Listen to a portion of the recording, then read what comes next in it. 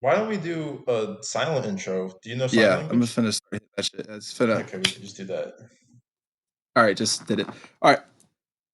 Welcome to Good Film Hunting. My name is Jack. I'm the host of this show where we'll be talking about movies, TV shows, comic books, and everything involved in pop culture around us. I've been wanting to do this for a while. This is my first episode of this show. Hopefully, it goes on for a while because, as my friends know, I like to give my shitty opinions on these topics and movies that we watch, but we care a lot about them, so we like to talk about them. We have some funny combos talking about them, so I figured might as well record them, put them on the internet, see how many 14 views we can get. Uh, and yeah, so I'm gonna have a lot of co-hosts coming on, a lot of friends. And to start off, I got my friend with me, my co-host. His name is Nate. He's 6'6". He should be in the NBA, but he's not. He's selling Mickey bars at the Magic Kingdom. Nate, how you doing today? I'm doing good.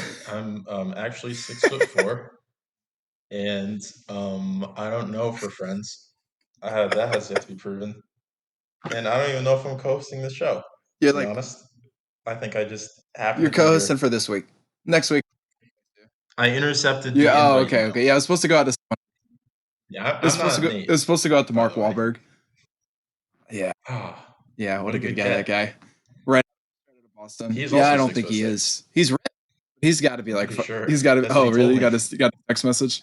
Yeah, we go to the gym together. He benches me. Big lifting guy.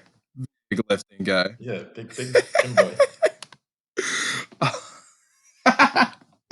Oh my god, what a guy! Could you imagine? Do you think Mark Wahlberg will be in the MCU one day?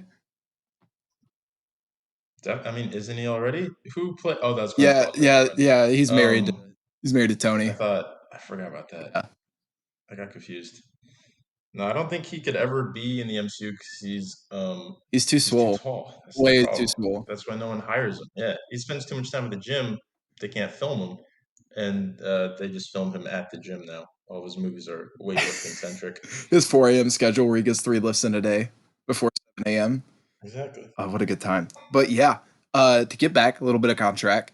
Yeah, so this show, we're just going to be talking about a lot of that type of stuff, a lot of movies, a lot of random crap going on, and our shitty opinions that are irrelevant.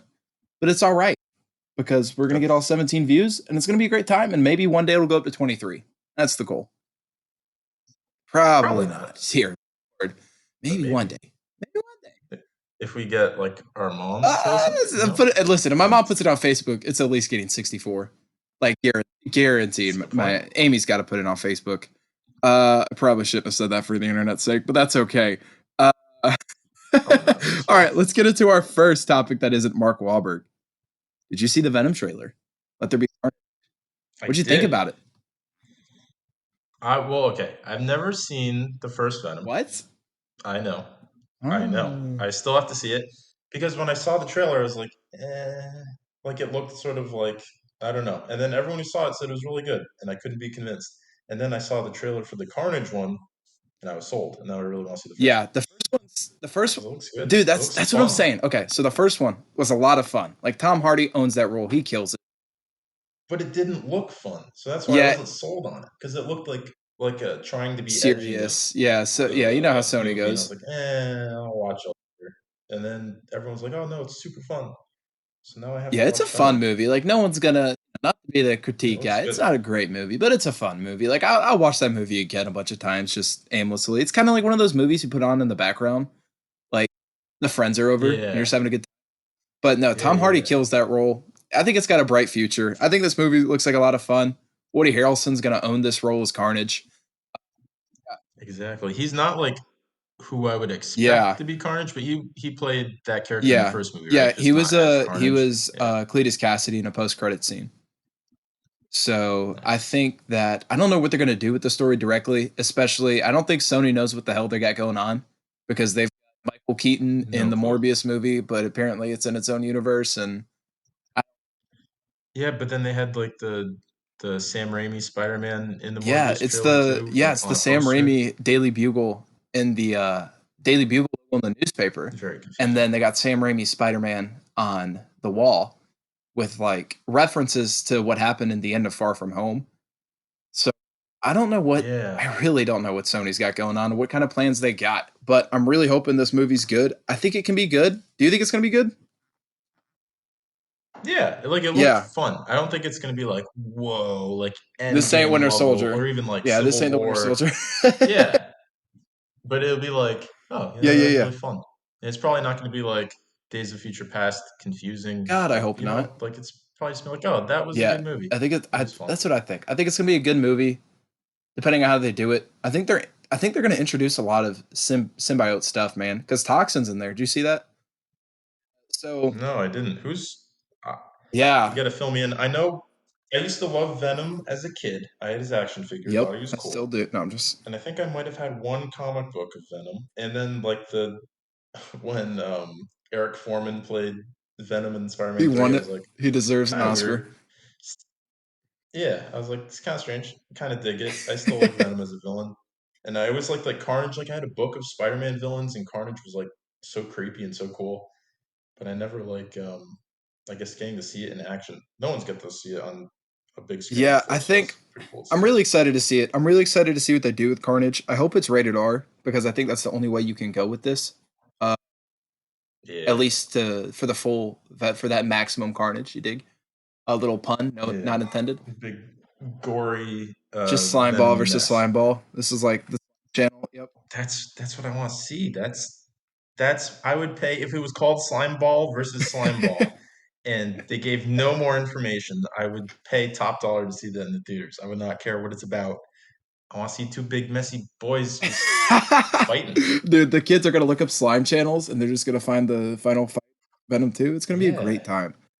But yeah, they exactly. introduced. So I'm not too familiar with each, symbiote, but Toxin is in here. He's played. Apparently, it's a cop that goes rogue, and he becomes Toxin, Mm, who's just one of these more well-known guys, and he's in the trade. Like they name drop this interesting. actor's playing this character, so I think they're gonna end up going to that. I don't know if they're gonna do the whole symbiote Yeah, war, especially with whatever they got going on with Spider-Man over there, that guy.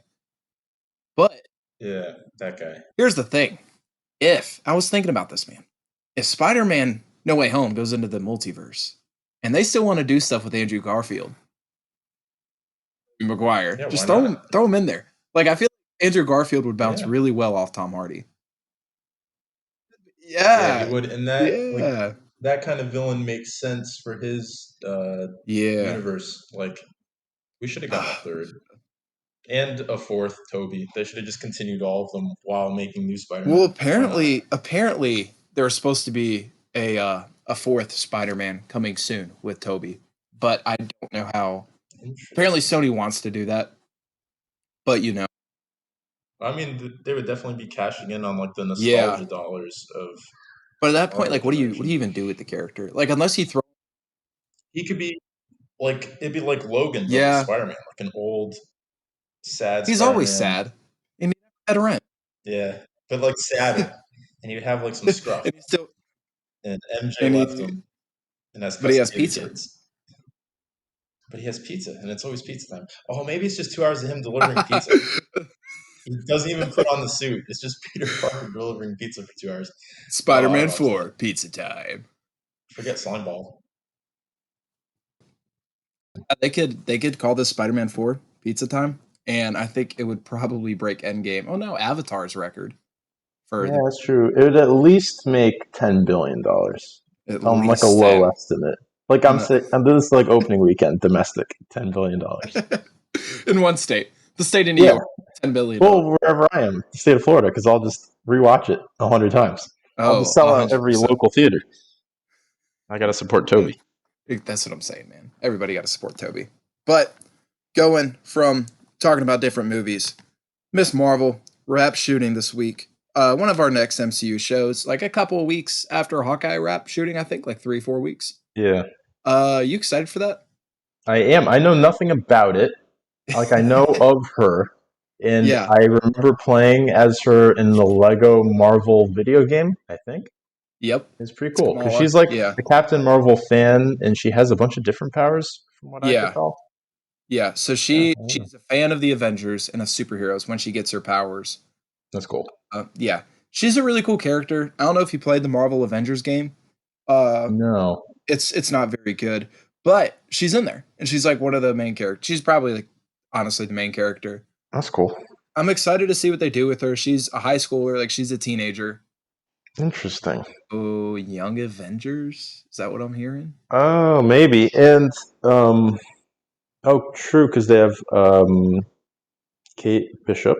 Yep. Aren't they going to do that? And With Cassie Lane. with Cassie Lang And we and got Wiccan and Speed.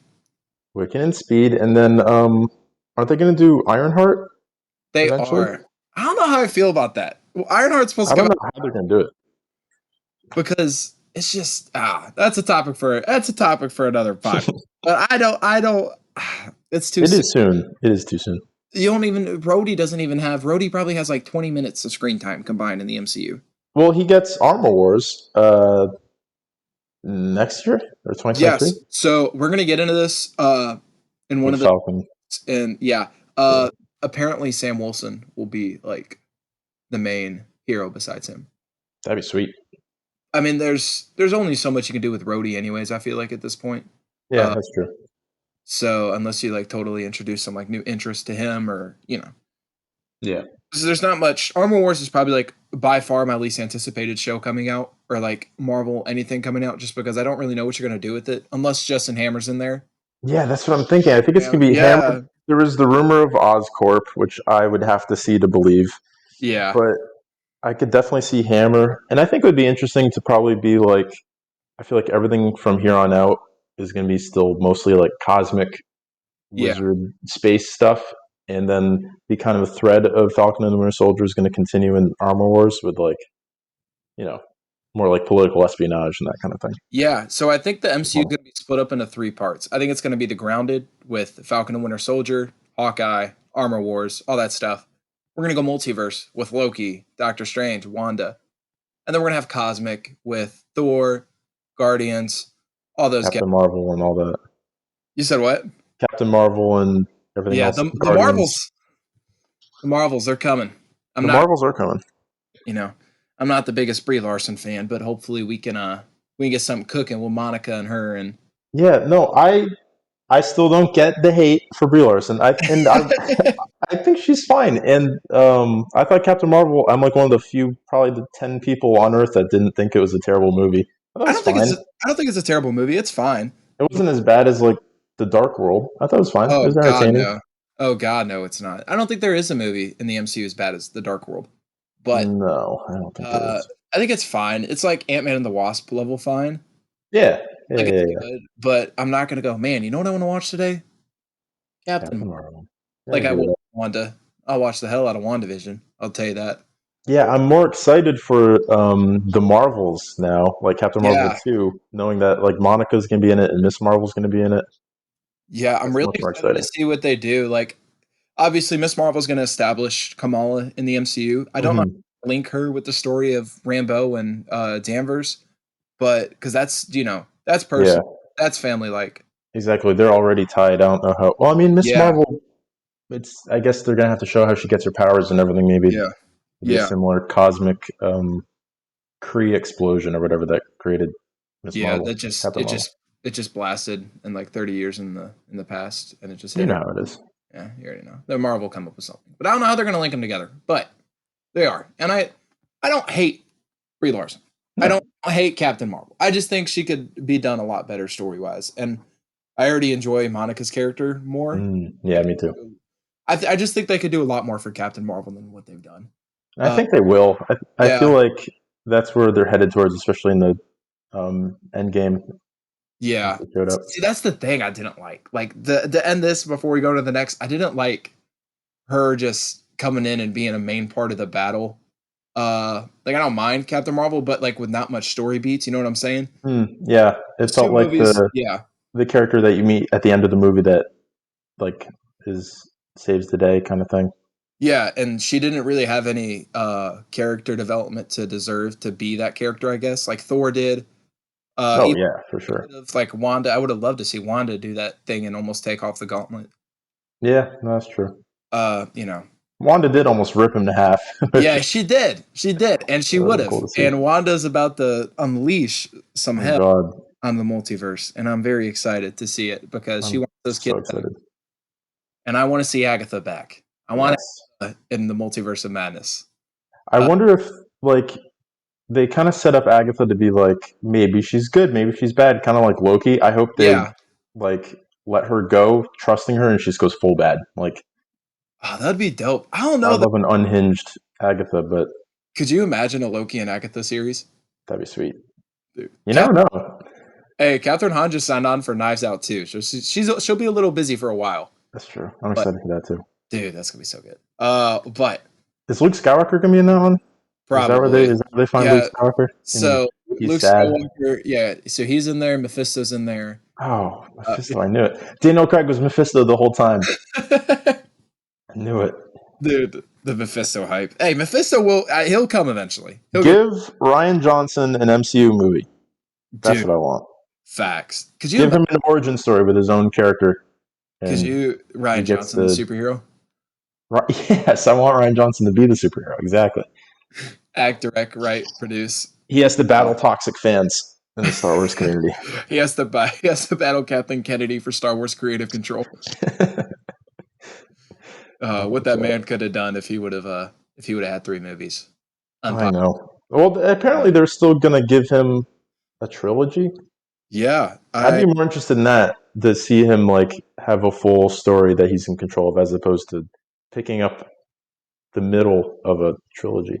Exactly. But going into studios interfering, staying a little on track. Week it is revealed Warner Brothers has once again interfered with the DC project. This time, it's Robert Pattinson's Batman. Bum, bum, bum. And I'm really, really ticked off about that, because I feel like this movie could be... I feel like this is going to be bold. This is going to be really bold. Yeah, I'm excited. It has a chance to compete with The Dark Knight. For sure. Because Matt Reeves, fantastic director. He understands Batman. He understands the detective part of the story. This is early on Batman, not as polished, makes mistakes. Robert Pattinson, fantastic actor. Like, such a good actor. He hates Twilight just as much as the rest of us too, so don't worry. And I feel like he can just totally... I feel like he can be the best Batman. I love Bale. Yeah. I feel like he can be the best Batman. And I feel like this has a chance to be the best Batman movie or produce the best Batman movie in a sequel. So if DC interferes with this creatively in any way at all, and messes it up for a multiverse or something, then we're gonna have a problem. Well, what extent are they interfering with? Because is it story nonsense where they're like, we need to also include the Flash, and you also need to set up a Robin Solo movie, or is it like, it should be less violent? Apparently, it's pressure to influence a lot of story beats that influence. That introduce a lot of the DCEU. Why? That's what I'm saying, man. Like, first it of all, already sounds jam-packed. Like we're gonna have Catwoman, we're gonna have the Penguin and the Riddler. That enough right there. That's good. That's already too much. That's almost. Literally all we need. We might not even get a chance for Batman. Like, exactly. Like, this might not even... Robert Pattinson might not even see the screen. Batman shows up at the end, and then the credits roll. Yeah, and it's the Batman. I'd watch that. I'd honestly watch a DC movie about those villains, especially like the early villains. 100%. That's what I'm so excited for. A creepy, like, psychotic Riddler, a morally gray Catwoman, a rising to power Penguin. That's just so exciting. And super psycho, morally gray Batman. Exactly. Yeah. And this is a character, but we're not going to talk about that. Yeah.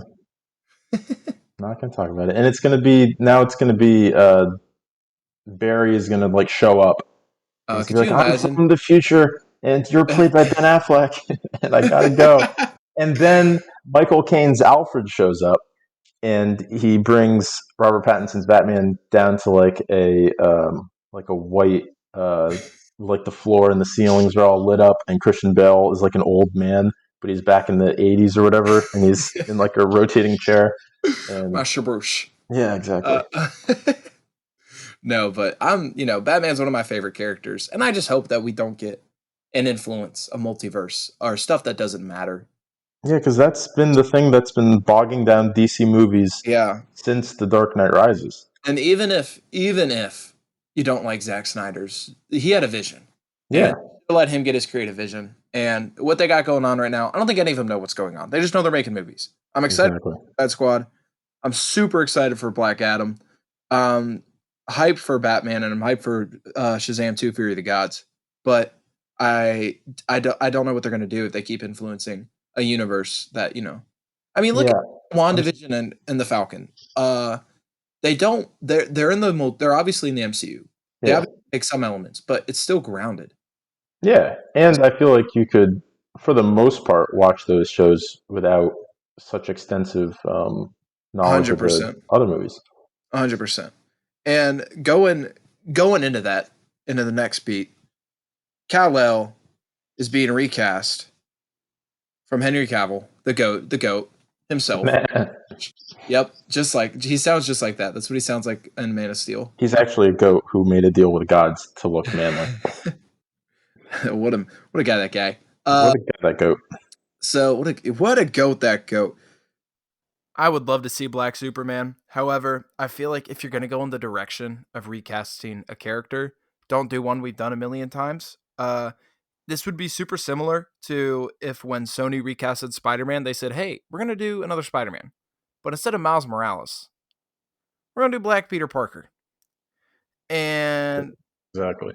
So I feel like if you do Val Zod, then you get a chance to, not only have representation, but represent a culture and a different character. What Marvel did so well with having Sam Wilson be Captain America.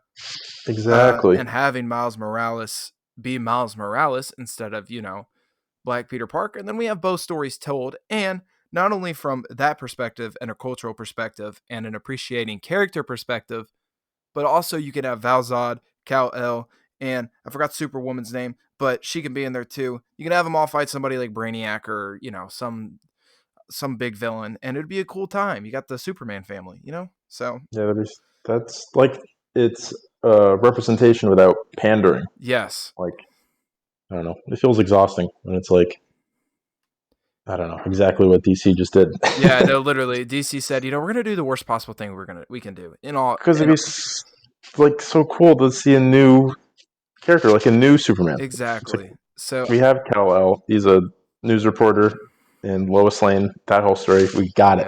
We already have him. It's fine. Exactly. But then, like, doing it again but slightly different. It's like, or you could have just had a different character. Like, you could have Henry Cavill, who's perfect as Kal-El. Perfect as Kal-El. I mean, not perfect. And then you could have Michael B. Jordan as Val Zod. And then they just recast, what's her name, as Superwoman in The Flash. I forgot the actress's name, forgive me. But, we now have 3 supers instead of just recasting and totally screwing over the universe you already have. And I really just don't think they know what they want to do at this point. They're just doing stuff for money. Yeah, that's why it's so hard to, like, because I've seen, like, 40% of these new DC movies. Yeah. And it's always so hard to hop in because I'm like, why would I, watch Aquaman, but then I know they're doing Aquaman 2. Yeah. But is that so that means that Justice League all still exists, but also it maybe doesn't because there's gonna be a different Superman and a different Batman, but the new Batman isn't part of that universe. It's in the past. So yeah, it's confusing. I was confused with the new Suicide Squad on its own, and that's probably extremely straightforward. So Mephisto runs it. Oh no. So yeah, that's the thing, man. They don't know what they want to do. A lot of their movies, they've been saying like they want to keep it confined, like solo movies, their own world. And then yeah, that'd be fine. And if that's what they'd say and they stick to it, that'd be great. That'd be great. I have no problem with that. I'd like the Joker and a new Batman movie that's not connected to anything. Yeah, and then I think they should have just done everything in different timelines. Like if you're gonna do this new Batman, have it in his own universe. Like you can have your own universes, but don't act like you're gonna connect them all. And then don't. Yeah, like that's why the Joker was refreshing. Yeah, like you didn't really like when you see a little Bruce Wayne, you're not like, wait, is that young Christian Bale? Or is that like it doesn't matter? That's Bruce Wayne. It's the character Bruce Wayne. Exactly. So different universe. I don't know what DC's got going on over there, interfering with Batman and trying to recast Kal-El when you can have Val Zod and you have the perfect actor and you announce you're recasting him on his birthday. What kind of that right there is what a good birthday present. You just get demoted. Were they planning new Superman movies with Henry Cavill? There's always been reports, and there's reports he could have appeared in the first Shazam when Superman appears at the end.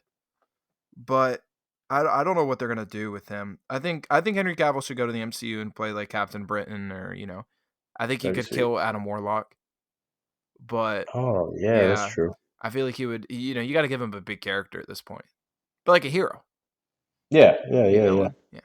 Or anti-hero. I don't know. Maybe play a little Ghost Rider. Who knows? Oh, Dude, that'd be sweet. Could you imagine? I forget about some of like the Marvel characters. Like I get so focused on like the 50 TV shows and movies that are coming up that I forget they still have about 1 million awesome characters. Well, so does DC. DC has like some of the best villains ever, but they don't know how to use them, or they just create the Joker 6 times. Exactly, but that's why I'm so excited about the new Batman movie, because like the villains, like watching the Batman animated series as a kid. Oh man, even the old '60s show, like the villains are just so cool. Exactly. So one last thing before we're kind of going over our time for the first part of the segment, but that's okay. It's okay. You saw the Stranger Things 4 teaser 2. Yes. Not much to it. Are you? What do you think's gonna happen, man? Are you excited for this? Like, I'm excited. I loved the first season. Yeah. I liked the second season. I think I liked the third season more than the second season. Yeah, 100%. And I'll watch it. I'm not like foaming at the mouth like I need to see what happens to these kids. Yeah. But like it's like, yeah, I'm excited. Yeah. I have a feeling what's his name is going to wake up in Russia and need to come back to save 11. And I was confused about like the kids in the science lab.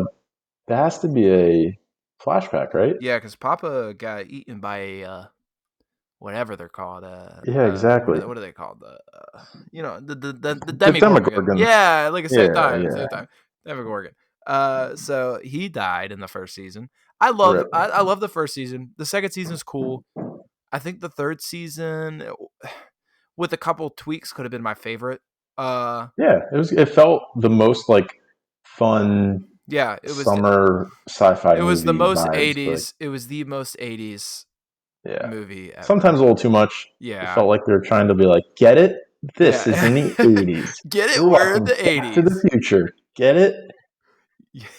But it was still good. Yeah. It's entertaining. Exactly. So I'm excited for it. I think, it could I wonder if they're going to... Is this the last season? There's rumors that it's going to be a super long season 4, and there's also rumors that it's going to be there's 5 seasons like guaranteed, and that this is like this is the kind of stepping off, wrapping up point. Like this is where they're going to start wrapping up stories. Yeah, because I wonder, like the kids are so old now. There's no way they can look like middle schoolers. Like they're in high school. Like I mean, what Millie's like 17. Yeah. And then Finn and them are also around that same age, and they just look different. They do. They look so old. Even like between Chapter 1 and Chapter 2, they had to de-age. Finn Wolfhard looks so old. Yeah. Well, Finn Wolfhard hit puberty hard, man. Hit him like a truck. But yeah, it's good. Yeah, it's good times. Good growing on. It happens. So wrapping up the news of this week. We're gonna, spend a little longer than I like to. I'm gonna cut that part out. Wrapping up for future reference, that took like 30, I think. I think we're going to try and cut that down to like 20 next week. Yeah. But we kind of spazzed off on the side, but it's okay. It's entertainment. So, wrap it up with the news. We're going to get into our first bigger topic of today. The Bad Batch just premiered last May the 4th, 10 days ago at this point of recording. And I think it's going to be great. I'm going to let you have the floor first about it, Nate. How do you feel how do you feel about the Bad Batch so far? Don't kill me. Okay. I have still not finished Clone Wars. Okay. But I know obviously what happens. Yeah. And I'm not confused at all. Yeah, the Jedi are never betrayed. Yeah. No, that never happens. But this, I really like it. It's great.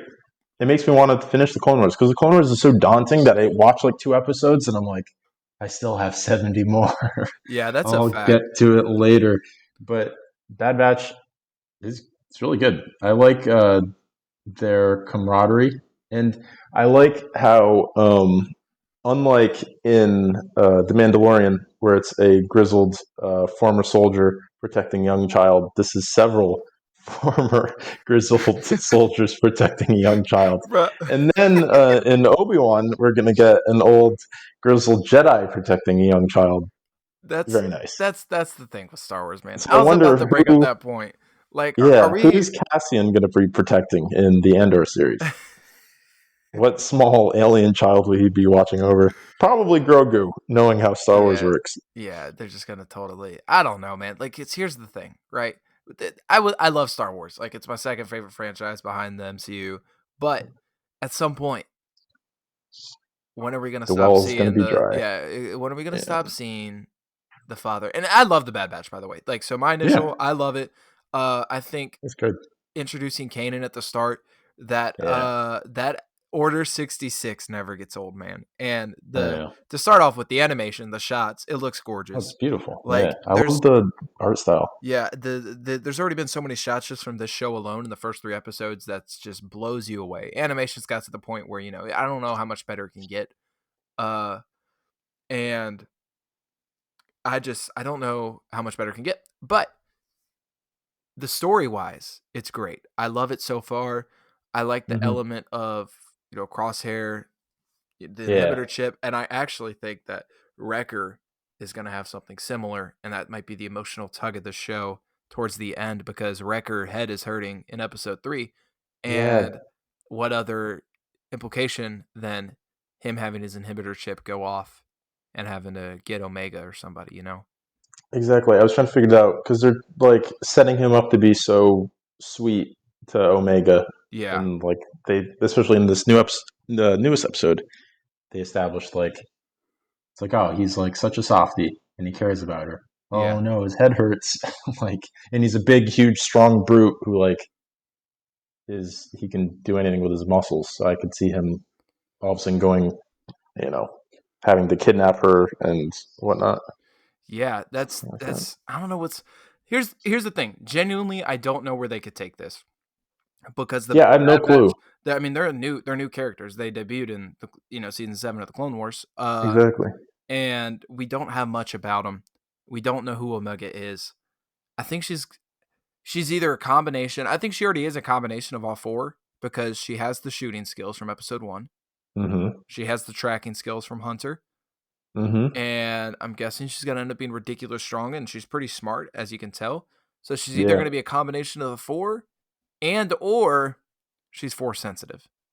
Yeah, that's what I'm thinking. And then that's the further, like, that's also the problem. I love, obviously, like you said, Star Wars, and I love that they do these little tie-ins like in between the movies, but that's got to be so hard from a writing standpoint.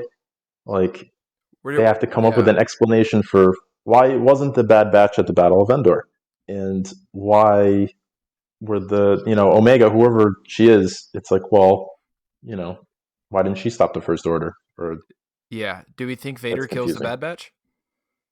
Maybe, but that'd be such a depressing end to the show. It would be, but it's Vader. That's a good point. It'd be basically Rogue One in animation, point. But I don't know how they're gonna end it. That's the thing. Like, I love this era. It's probably my favorite era of Star Wars, even though it's not the best storytelling. I think Clone Wars can tie into some of the best. The OG show. What are you saying? What are you saying? Hey, thanks. Yeah, look at that. No, I love that we're seeing like the literal birth of the Empire, like with the first few minutes of like the clones becoming the stormtroopers. Yeah. And Tarkin debating whether to use clones or conscripted soldiers. That's cool. Yeah, I love Tarkin. He's iconic. I'm glad we get to see a lot more of him. He shined in season. Someone is breaking into your house right now. Yeah, I know. It's terrifying. It's the wall right next to it. I think it's George Lucas. He's like, yeah. Hey, he doesn't want you guys are giving away secrets. You guys figured out Omega's Force sensitive. How'd you do that? Oh, no. Yeah, he's not having it. Dave Filoni, Jon Favreau, and George Lucas are all at your door right now. That's terrifying. Yeah, well, either that or someone's running a marathon up your stairs. And either way, it's entertaining. Yeah, whatever. I'm just going to ignore it.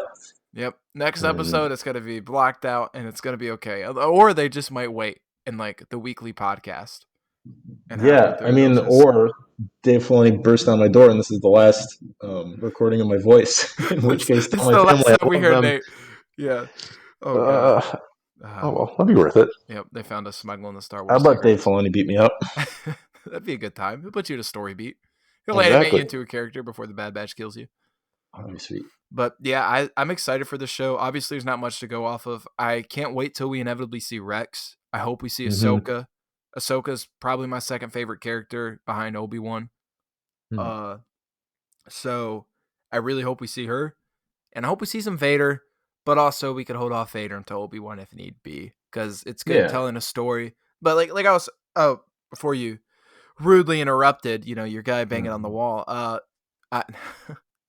I love this era of Star Wars, but how much more storytelling can you do? Like you said, with trying to tie it in. And I think we either go in the past, like this movie and the Acolyte TV show.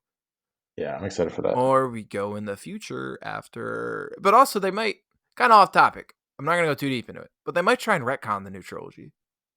Yeah, I heard rumors of that, and I don't know how I feel. I think they're fine.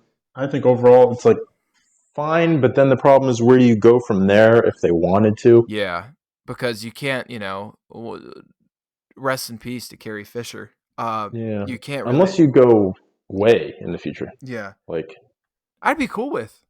I'd rather see the past. I'd rather see Sith versus Jedi. But I guess, like I think the birth of the Sith with the Acolyte TV show is going to be really like amazing. I cannot wait. But is that animated or is that going to be live action? It's live action. There's only a couple of them that are going to be animated. We got Book of Boba Fett coming this November too, or December. I'm excited. I'm excited. But I think that, we have to go, because that's going to be all post-Empire or prequels. And I think we keep going in that direction. Because there's so much that's happened in between episode 6 and 7 we have no clue about. Yeah, and I would like to have that film. Like, even just, like, if you watch Revenge of the Sith and then watch A New Hope, it's like, what the to hell? have, like, a little bit of the filler in, yeah, even with these first few episodes of Bad Batch, make it seem, like, more logical. Like, yeah, okay, that makes sense why they're not using clones. Like, it all kind of makes sense. So if we could have that with the whole Snoke, First Order, Jedi Temple being attacked, all that stuff would be cool. Yeah, and then I hope after this media that has been announced in between episode 3 and 4, we can kind of put it to rest, honestly, and move forward. Obi-Wan would be the perfect nail in the coffin for that. That's what I'm saying. I'm so excited. Perfect full circle. Old grizzled man taking care of a child. We have never seen it before in Star Wars. Wanted to see. It's exactly. It's super creative, super new, super innovative. Never seen that story beat before. Never in a comic book, never in a sci-fi movie, and never in a gritty.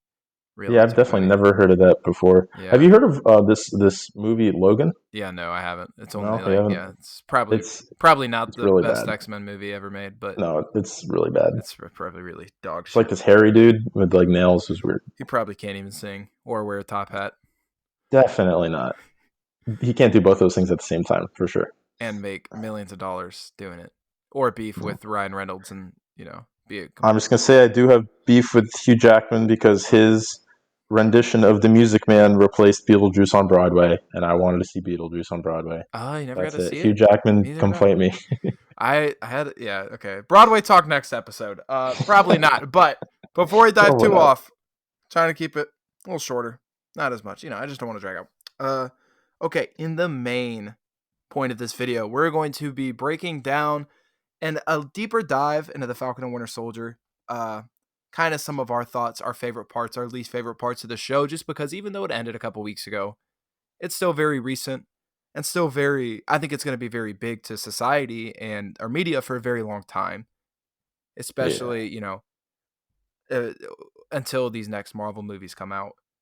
So to start off with, I'll let you have the floor first, per usual. What are your favorite 3 elements or moments of this show? My favorite, overall, my favorite aspect is that it didn't just start Sam Wilson as Captain America. Here's him kicking butt as Captain America. It was like the perfect transition where we like moved with the character. Yeah. You know what I mean? Like at the end of every episode, we end up kind of feeling the same way Sam does. Mm-hmm. And then when he finally puts on the suit as an audience, it's like, yes, like he is ready to be Captain America. I don't know. I think that they paced that perfectly. Whereas if they tried to do that in a movie, it probably would have happened too soon, and it probably would have been a little strange. Yeah. And also Bucky's characterization to a point. I hope that they can go further with it. I don't know when they would have the space to, Exactly. but like I feel like he did finally in the last episode kind of resolve the stuff. But then it also showed like the Wakandan flashbacks where it seemed like he got past his Winter Soldier past, and that was a little choppy.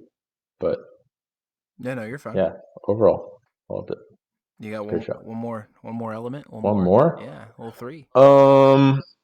I really liked their use of Zemo for sure. Yes. Because I was worried that it was going to be kind of like, oh no, it's Civil War again.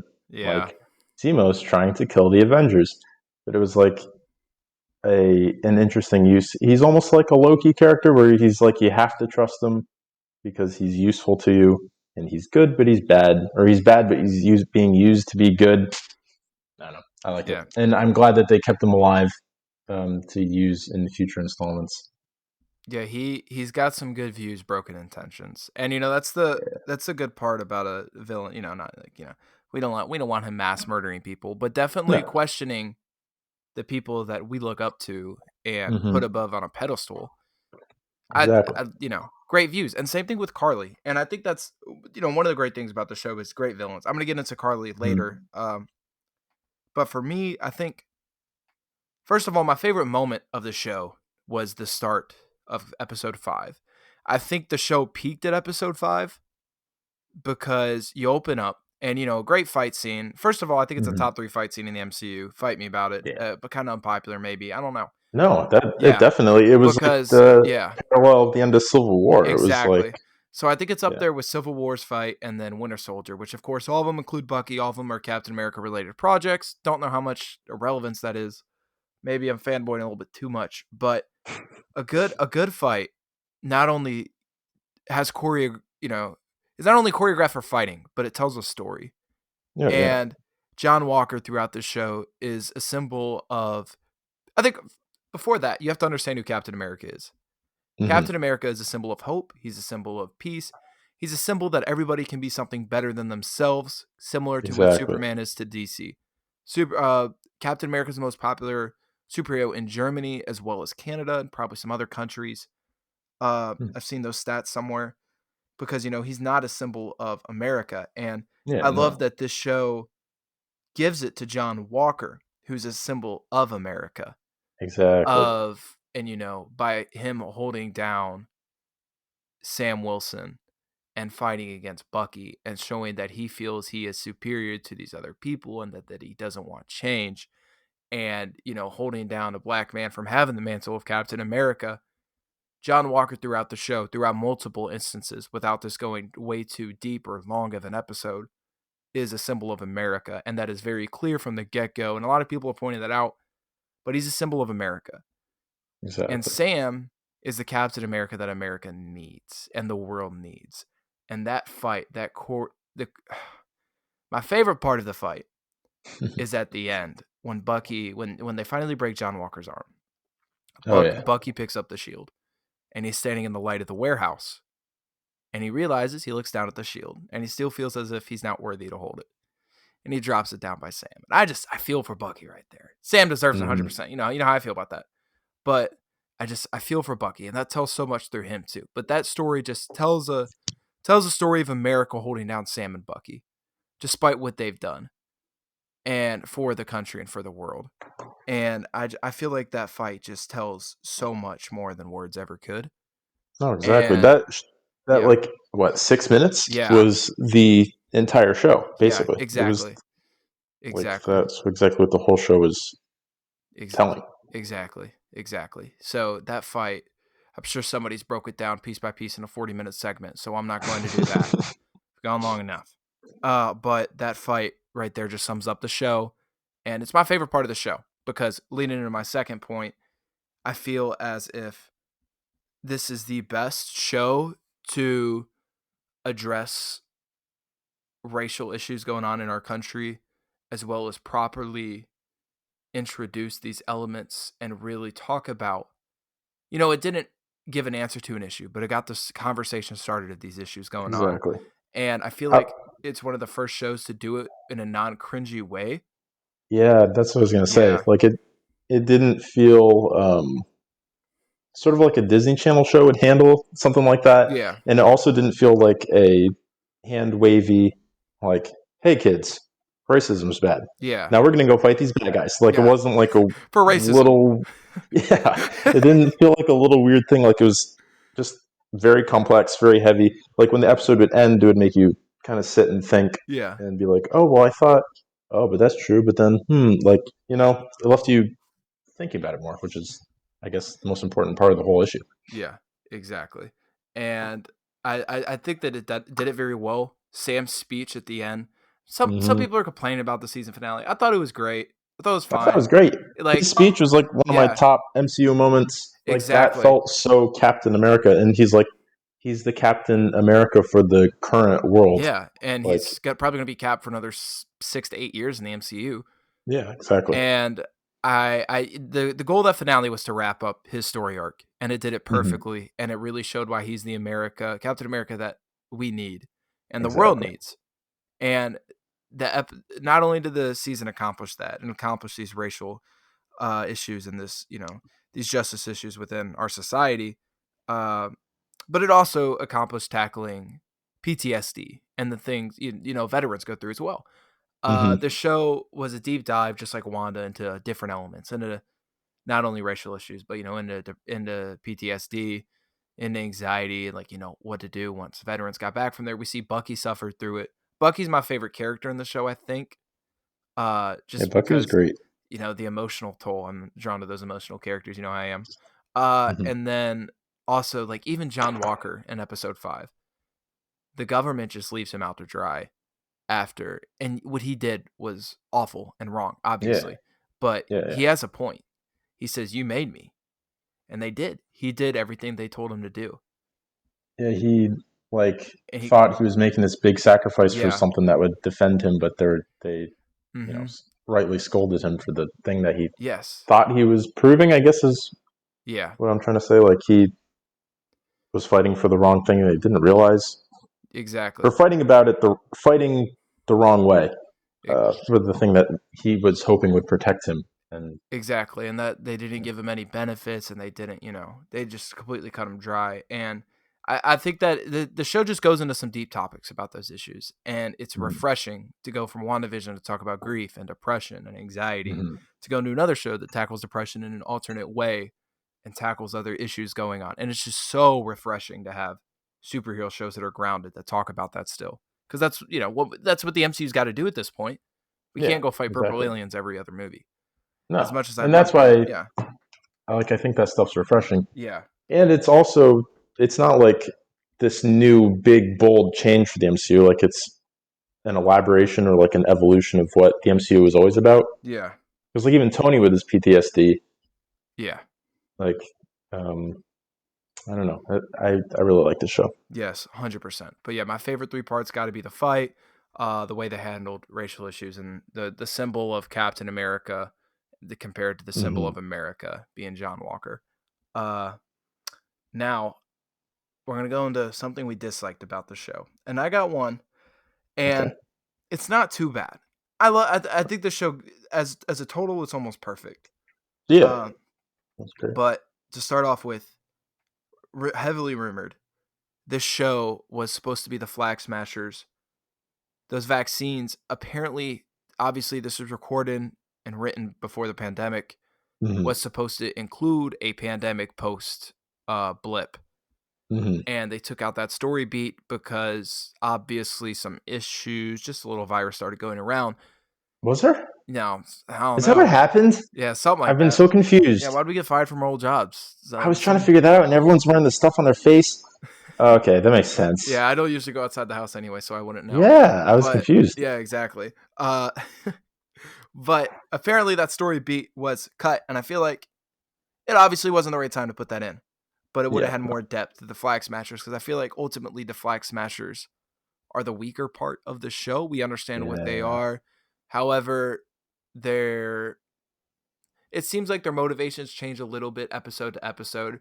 I wish we would have got a 7th episode to see more of John Walker changing from and realizing what he did and going to the, I guess, anti-hero side before pulling that truck up. And then also wish we would have either gotten more Carly development or she would have stayed alive. Yeah, because I agree with that. We didn't get enough time with Carly, and we got a lot, but we didn't get enough to really like care. Like it was still emotional, but you know, to the point where it really makes a difference, and we think about that for a while. Yeah, So they definitely did the best they could of rewriting it, probably while they were filming. Like that seemed like it was an on the fly. Like we have to edit some parts out, and we need to reshoot this as quick as we can. I think they did a good job because it probably would have been in pretty bad taste if there was like a whole like pandemic vaccine issue. Oh yeah, and like we, like that just would have been weird. So they did a good job, but it left them feeling kind of like generic bad guys. Yeah. Where like they seem like the bad guys in the old cartoons that just like have a ski mask on. And it's like, hey, we're blowing this place up. Just because we want why? to. Yeah. Yeah. Yeah, exactly. Like she seemed like we need to help people, and then she like blows up that all those hospital. Like we need to help people. Kills 40 soldiers. It was a little confusing, and then they would like try to explain it the best they could. Yeah. But and I got her motivations to like obviously their motivations were pretty clear for the most part. Yeah. They wanted to keep people in those old countries because they didn't have the resources to send them back to where they were originally from. Exactly. We can agree with their fight, and Sam is such a good character that he almost gets her to switch. But of course, Sharon Carter being also, that's another issue I have. Yeah, I was going to say. What are your thoughts about Sharon? Yeah, you can get into your issue. That might be yours. But is that your issue with the show? Mine was also the Flag Smasher subplot. Yeah. But yeah, Sharon, like it wasn't bad. Yeah. And it didn't 100% feel out of place within the context of the show. But I feel like if you watched the Winter Soldier and Civil War and then watched the Falcon and the Winter Soldier series, Sharon would feel like a different character. Yeah, 100%. And I get it. Like, you're going to be hurt at some point. But for somebody who's backstabbed your own government 2 movies in a row, you know what I'm saying? Like, that's not. Well, she didn't. It's not very Aunt Peggy of you. Yeah, exactly. And yeah, I don't know. It's complicated because she backstabbed. I mean, not backstabbed, but she went with Steve's side against the government in Civil War twice. Winter Soldier too. Backstab. I know. Robert Redford. Oh, well, that's true. Well, that was because S.H.I.E.L.D. was infiltrated by Hydra. Yes. So that was more like protecting the country by getting rid of the infiltrator. And then Civil War, that was like the whole, plot of the movie. So that was more or less justified. But then she kind of doubles down on being on the run. Yeah. I don't know. So I don't know. Like, I feel like I'd have to have more of a reason for her to be why isn't it coming to my head? Power Broker. Yeah, Power Broker. That's it. Yeah. I'm a fake fan. I think I'd have to see more of a reason of her being the Power Broker, as well as some backstory, maybe some flashbacks. I don't know. I don't like flashbacks in the MCU unless they're really needed. Like every movie does. Honestly, we needed like just one more 10-minute, maybe less than that, like a 5-minute scene. It either explains the whole Power Broker thing, or like we see her in her Power Broker headquarters, or just something that would explain it a little bit more of what the Power Broker is and what she really wants. Exactly. Who is she talking to on the phone? Yeah. Is she doing this just out of revenge? Maybe General Ross, Thunderbolts? Oh, yeah. Because I think the Power Broker would have made more sense to be General Ross. Because we don't know the Power Broker's intentions. I think it's that they don't want the government. They want the power to whoever holds it, whatever. That just seems kind of hypocritical to me, but who am I? Yeah, and it's still just sort of a vague... Yeah. And so here's the thing. Either you make Sharon really convincingly the Power Broker through Armor Wars is where I believe we're going to see her next, or she's a Skrull. Yeah. And we go into Secret Invasion. That also could work. I didn't think about that. Yeah. And the Thunderbolt Ross thing is got to still be planned. I mean, right? we got to see him. The Thunderbolts there's are coming. there's no doubt in my mind, but I'm trying to think of when that would all fit in, unless it's the next Captain America movie. Yeah, I think that the Thunderbolts could be a good adversary for the Young Avengers. Oh, that's true. I feel like that's where, if we see the Thunderbolts, I don't think we'd see a Thunderbolts movie. I don't know, as much as I'd No. love to see, Baron Zemo and some of those guys come together. Yeah, who else is going to be in it? Because it's John Walker, Zemo. Thunderbolt Ross, we got Taskmaster, and we have Yelena from Black Widow. Who could be in it? That would be my guess for who would be in it. Maybe minus one or two, add one or two. Though Agatha, they're not. You never know. Yeah, no, I feel like she's not on that side of the MCU. Yeah, but I would love to see that would be cool though. Could you imagine Catherine Hahn with Daniel Bruhl? Yes, I can. That'd be amazing. That'd be amazing. But yeah, I don't know why I hadn't really thought about it. I was like, oh yeah, the Thunderbolts and that's going to happen, but now I can't really picture where they're going to fit that. That's the problem with Marvel, and like a lot of these actors are getting older. A lot of these projects are getting older. And I think the hard part they're going to find is not only where do you place these projects and these teams, but what time span do you do it? Sebastian Stan's been playing Bucky for 11 years. Yeah, that's crazy. If you really think about it, Sebastian Stan will probably end up being like the oldest comic book character to play a comic book character, or actor to play a comic book character. How old is he? I don't know. Because he's mid-30s. Gotta be. Yeah. Maybe. Let me. Hold on. I wonder what they're gonna do with his story too. They definitely should have called him Captain America and the White Wolf at the end of that TV show. Yes, that was my third argument. It was like I felt like like I said this before, it felt like he didn't fully transition away from like the guilt and the grief of everything, but it felt like he was making the right step when they're at that. I loved that was also one of my favorite scenes. Just the cookout. Also, he's 38. Just 38. Oh, he's pretty young. Yeah, exactly. But the cookout was like just so wholesome. Yes. So happy. Such a happy ending. I was just like, yes. He's invited all the cookouts. Yeah, he's invited the cookouts. But everything is just like so settled.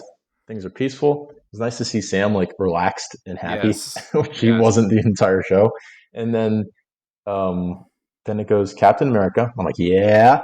And the Winter Soldier. No, he's not. He's not him anymore. He's not a Russian murder boy. His whole story beat is about not only separating from the Winter Soldier, but deciding who he's going to become after that. Yeah, it should have said. They're like, oh, he's separated. He's away from it. But Captain America and Bucky Barnes or White Wolf is what I want. White Wolf, yeah. Because I don't think we'll see him in Black Panther 2. I think we could see him in Wakanda TV show. I don't know if that's the official name, Wakanda. But I know we're getting a TV show soon. So I think if we see him there, I could see him in Armor Wars, but I feel like that's going to be more of that's the rumor is, I guess, we could just, the last thing we were going to talk about regarding the show was going to be where we see these characters next. Yeah. And I think that we see Bucky, I guess, I don't know. I guess Armor Wars would be the safe for everybody. I think Sam Wilson's guaranteed to show up in Armor Wars. Yeah, and they're planning a new Captain America movie. Yeah, Captain America 4. So is Bucky going to be Sam's sidekick? I think that won't come out till like 2024, 2025. Oh my god! I know that's the thing. The time frame in between each one. I think it'll be 2024 because they just announced those movies through 2023. I know you saw that. Yeah. Because we got Guardians 3. We got what else is in 2023? Ant-Man. Speaking of old, the Guardians are going to be so old. I remember seeing that movie when I was in high school. Did you see the first one? This is kind of unscripted. Did you see what's going on with Dave Bautista? Yeah, I just know that he didn't want to be Drax after the third one, right? And he also came out and said that he feels like they nerfed his character and they didn't give him enough. Really? So, yeah. He's not wrong. He's not wrong. Drax the Destroyer is a much more menacing character in the comics. He's like he's just sort of a he's the funny doofus in these movies. Yeah, he's the only character who kills Thanos like hand to hand, I think. At least from a non-completely cosmic spectrum. Yeah. But he's not wrong about that. So he came out, he's like, I wish that I could have more done to my character. I feel like my character's a little nerfed. But he still loves the cast. He still loves the character. He just said that he's done playing it after Guardians 3. I think he's going to die in Guardians 3 regardless, because the leak story beats before the pandemic and before James Gunn got fired were that Rocket was going to find Lila, which is his love interest, and that it was going to be revealed that Drax was found his daughter. His daughter was still alive. And his daughter, I forget her name, but she's a big character of the Guardians as well. So maybe she steps in and replaces Drax. But Drax or Rocket's gone. They're dying. Yeah. 100%. Yeah. I have a feeling, because like James Gunn said that this Volume 3 is the last of their story, which makes sense. Yeah. But I could see them, like, Disney's not going to let go of the name Guardians of the Galaxy. There's definitely going to be like the new Guardians or the young Guardians, and it's going to be like Drax's daughter and a different weird little CGI animal and like a goofy human and Groot. Like they're and Groot. Yeah, I could definitely see them bringing Groot will be there forever. I feel like Groot will. Yeah, I mean, same as Thor. Not to get like too offbeat, but Groot will be there forever. As much as I love the Guardians, I'm ready. What are you about to say? Oh, I was just saying, like, I have a feeling that we're always gonna there's always gonna be the Avengers. Who's on the team? Is a mystery, but there's always gonna be the Guardians, and they're gonna be a different team. Yeah, kind of like how the comics works, I'm sure. Yeah, I'm excited to see what they do about it. But going back to Falcon, the slight issues, like we really have to nitpick to degrade it at all. Yeah, I don't even think we're trying to degrade it. I think it's more so at some point we have to talk about a negative. Because nothing's perfect besides Captain America and the Winter Soldier. And I stand by that. But I love the show. I think it's great. They're 2 for 2. And Loki is no doubt going to be 3 for 3. There's no doubt in my mind. And then we have Black Widow, and then we have Shang-Chi. I'm very excited for everything they've got. I'm excited for that too. And I wasn't excited for Eternals. Yeah. But now, after like reading about the characters and the story and like the possibility of some like big, huge, like kind of like not even surface level, but just like main story concepts of the MCU. Yeah. Like they're the creators of all life, right? After the so the Celestials created them. And then they created the humans. Yeah. Well, the Celestials created the Deviants, the Eternals, and then the humans.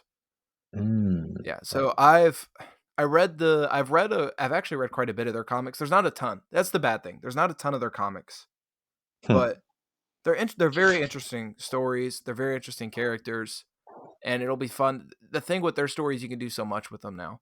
So that's what I'm like. All throughout time, you have all that to mess with, and then you have all the weird cosmic stuff and the Celestials. Maybe we'll get more into that and the Watchers and all that. Stan Lee coming back. Rest in peace. I know, I miss him. But maybe they'll do like a Carrie Fisher CGI. I don't know. They gotta let him rest. I know, the poor dude. Oh no, poor guy. They're gonna rip him off for years to come. Yep. Well, I think that's it for today. That wraps up our show. Thank you for coming on. I'm honored to have you as the Grammy Award-winning, Oscar Award-winning guy right here. I'm honored to be your first guest. And Dave Filoni has stopped knocking. Yep. But he's staring through the peephole. I see the shadow of his cowboy hat through the blinds in my window. Cowboy hat. Dave Filoni, he realized we need to get the head on the nail. So he's about to warn you once you get out to never talk about Bad Batch or Star Wars again. That's right. And I see his X-Wing parked in the parking lot. Oh, God. My apartment building. Is it his or is it Luke's? That's his. But do you think Mephisto set him there, or do you think... The X-Wing is Mephisto. Okay, fair enough. But anyways, it wraps up a show. Thank you for coming on with me today, Nate. Thank you guys. Thank you, listeners. If you listen all the way to this for this first episode. All 17. All 17. I don't know, Mom might post it. All 64 listeners. Thank you for watching the first episode of Good Film Hunting. It has been a good time, and I'll talk to you guys next week. Have a good one. Bye-bye.